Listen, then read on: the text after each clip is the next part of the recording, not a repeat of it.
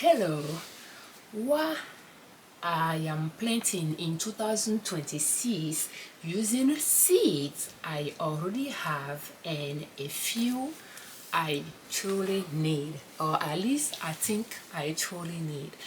Well, in fact, I'm thinking about not buying any seed this year, 2026, but yeah, it'll be great to hear your advice on that as well. But I purchased a lot of seed in 2025. I purchased seed in bulk online so that I can, well, save on seed. And then I have some seed from prior years as well, and seed that I saved from growing onion some years ago. And I'm just feel like, since I'm not somebody that collects seeds, it might be a good idea for me to focus on growing those seeds that I already have and not buy some more. For that reason, I decided not to buy some seeds this year so that I can just grow what I have. That is one thing. So in 2025, I learned how to plant microgreen. So I purchased a lot of seed and I still have them. I try peas, microgreen, and the kids like them. So since I don't have enough peas for microgreen, but I have other seeds for microgreen, I like to grow those seeds. But at the same time, since I know that the kids like microgreen, peas microgreen, I'm thinking maybe at least it'll be a good idea to buy those peas for microgreen so that I can grow the one that I have and mix them when I'm making the salad, instead of doing just one type. I can just mix them, or have peas one day, they are mustard, they are the radish, they are the type of things. But it's just, I think that's an idea too. That is a thought there. And the third thing is, I don't like sauce much, so therefore a lot of things that you will use sauce for, I just like to use chili pepper for it. So, and some of my kids like that as well. In fact, out of those three kids, only one likes sauce, the others don't. So therefore, some of them I just want olive oil on it, and some will want olive oil with chili pepper on it. So therefore, I like to grow one our supplies of chili pepper instead of buying chili flakes at the store, since we use it often.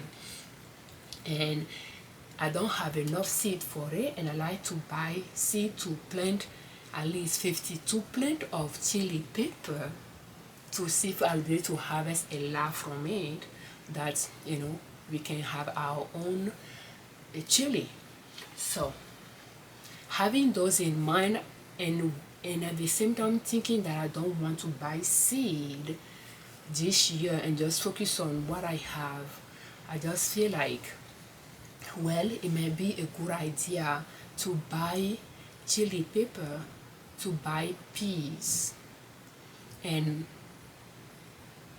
so that is that. What do you think about it? So, and the thing is, I'm growing those food so that I can make stir fries. And with stir fries, I like to have, the goal is to have about 5 vegetables that I can use to make stir fries, saute vegetables. And again, trying to eat healthy and feeding my family healthy food. I have that 5, and I read it somewhere, like maybe the way we have pyramid here, food pyramid, I think in Europe or England they have 5 a day type of rule to help people eat better, when they will advise you can eat 5 different vegetables and fruit a day to have, so that you can benefit different nutrients from those different 5 different vegetables and fruits combined. So, and I borrowed that idea that, well, stir fry with 5 different vegetables will provide a good combination there. But then I had to think about those 5 vegetables that I like to grow to, to freeze as well. So thinking with that in mind and going through the seeds that I have, I know that I have pak choy, I have mustard, and I have turnips. I have few radish, but I harvested a lot of radish in 2025. So turnips and collard greens, but I'm struggling growing collard green. So again, so those are that. And then I have carrots. Yeah, carrots. And I think it got us to 5, right? So I think that's a star. But I want to go through that list of those vegetables that I have, and then trying to see the one that are different from each other, like family wise, the brassica, the one that are the brassica and all those, and just see what I can do with it. With turnips, for instance, the leaves, I can make sauté vegetables out of those. And that's the same way I did it last year with radish. I harvested the leaves and then I harvested the bulb. So I like to see if I can do both with turnips, so that way I can have the greens for sauté greens. Right now I'm buying frozen kale, so if I can have turnips, and I did it some years ago, I harvested a lot of greens from turnips. So I like to do that, plant those turnips again this year. And something I noticed is deers don't bother them. So when I planted them and deer goes those areas, they don't damage those turnips. So that is good things. One thing I noticed is leeks. I planted onion in 2025, I didn't harvest any. I planted leeks, I didn't harvest any, but they were there in the garden. I forgot to harvest them, but my onions disappeared. So the deer will eat those onions, at least in my garden, but they didn't touch the leeks. So I want to plant a leeks as well, because this year I purchased onion from the store and carrots. After not purchasing onion for some years now, because I have perennial onion, Egyptian onion in the garden that I use, I purchased onion because the production decreased a little bit for my Egyptian onion, and I like to let them replenish themselves. So I didn't harvest a lot from them last year. So by buying onion from the store make me think I need to grow some onion. So annual onions didn't work for me. So I'm thinking about leeks. So I like to buy the seeds and plant them. And then at the same time I'm saying, like, since I have a lot of other seeds, should I be buying those things to plant? Would that take space away from those things that I wanted, that I have, those seeds that I have, that I wanted to, that I should be planting, so that I can use those seeds before they stop being viable? But it's just those things that when you are doing, you just don't know what the right decision is. So but I think I'm going to go ahead and buy the peas, so at least I have microgreen of a vegetables that the kids like to eat. The thing is, the kid, they like vegetables when they are raw rather than when they are cooked. So so I like to have do the peas microgreen.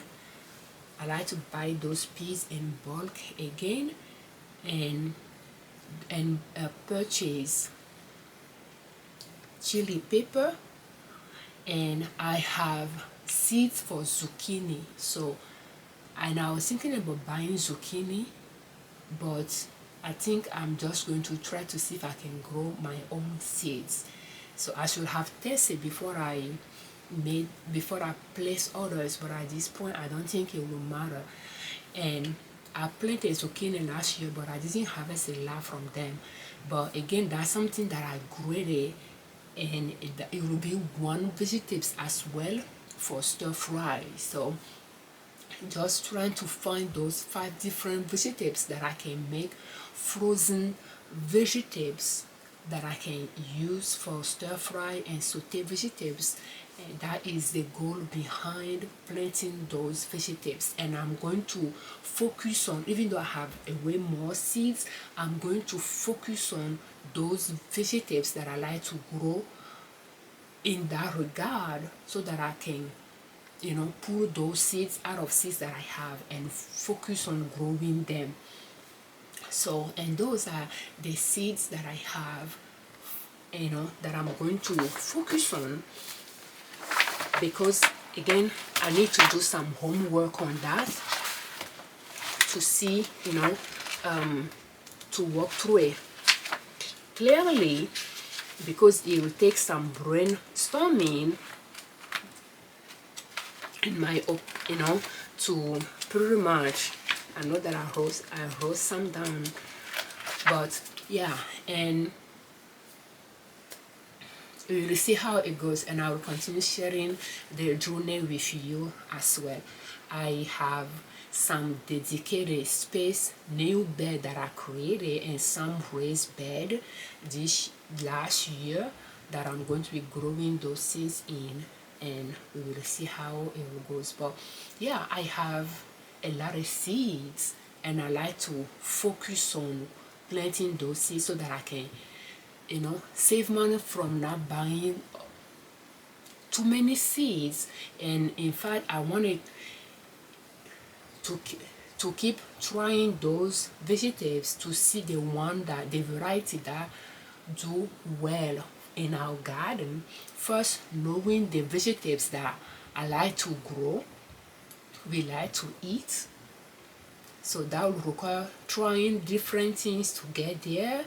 And second, the variety of those vegetables that work well in our garden, to narrow it down to those. That way, when we are going to buy those, we are just going to be buying those varieties. Third, knowing those few to buy, we can buy them in bulk to save money. So there is some step to the process that to get there, you might have to try different things to find what works for you, what does not work for you, and adjust and so forth. At least that's the way I view it. And so far I have a carrot. I wanted to buy more carrot seed, but I have some carrot and I have that seed for, I don't know when I purchased it, but because I bought it, I bought it in bulk, I still have it. I like to focus on that seed planted instead of trying few different ones to see which one will produce better. That was my original thinking, but I just feel like, you know what, I'm going to focus on this one and plant it and be done with it. And when I'm going to buy carrot seed again, I can see if I wanted to try another variety. So sometimes buying things in bulk, you might have to decide, buying small quantity and buy different type, or buy one type and buy bigger size of it. So sometimes you save money buying a bigger size of it, but when you are trying to figure out the right one to buy to begin it with, sometimes it might just be better to buy small quantity but different type. You pay more, but you experiment. But sometimes even trying that in 1 year, if you are not careful, you may never know which one is which. So maybe 1 year you focus on one variety, the following year you focus on another variety of that plant, and so forth. Maybe, but again, even year after year, your soil could give you different results as well. So it's just those things. We are dealing with nature here. So nature is taking its course. We are trying to put our imprint in it as well, but the result is just not something that is not in a controlled environment, that the result will be always the same, in my opinion. At least the way I grow food, I live a lot up to nature, and it does not necessarily work well with onions, but I'm learning how I can incorporate some onions alongside my perennial vegetables and which one I can incorporate with it. But so far they are not cooperating, and I created additional bed. I sectioned some part of the property for onions, and I created those beds last year from the ground. Only one was raised. The others, the others, I mean, all of them, they are going to benefit from the ground. I didn't close the ground away from it. Does that make sense? But some of them I just put the brick around them so that, you know, yeah, I can, it's raised bed, but again I'm using the soil from the ground, from it. When another one, I bought the soil to put it in it. Another one I bought, yeah, the soil from the store to put it in it as well. But and pretty much, you know, growing in those areas and compare it to growing in the garden, in the ground with other plants, which vegetables will require which environment, is a learning process I'm going to go through, and I might be sharing my experience with you as well. So thank you so much for your time. We thank you very much for watching our videos, and we thank you very much for your comments. Thank you for subscribing to our channel. I grow food not as a hobby, but to save money in our journey to reach financial independence. And I like to share what I'm learning from it with you to inspire you in your journey as well. I'm Afiavi Liberman, creator of Liberman Consulting L.L.C YouTube channel and NinaSoap.com, our blog. On our channel and on our blog, we share different ways to save money and different ways to make money to reach your financial independence, where you do not depend on an employer to provide for your family. And growing your own food is one way to save money, as this is the goal, and we are working toward that goal. We are not there yet. Thank you so much for your time.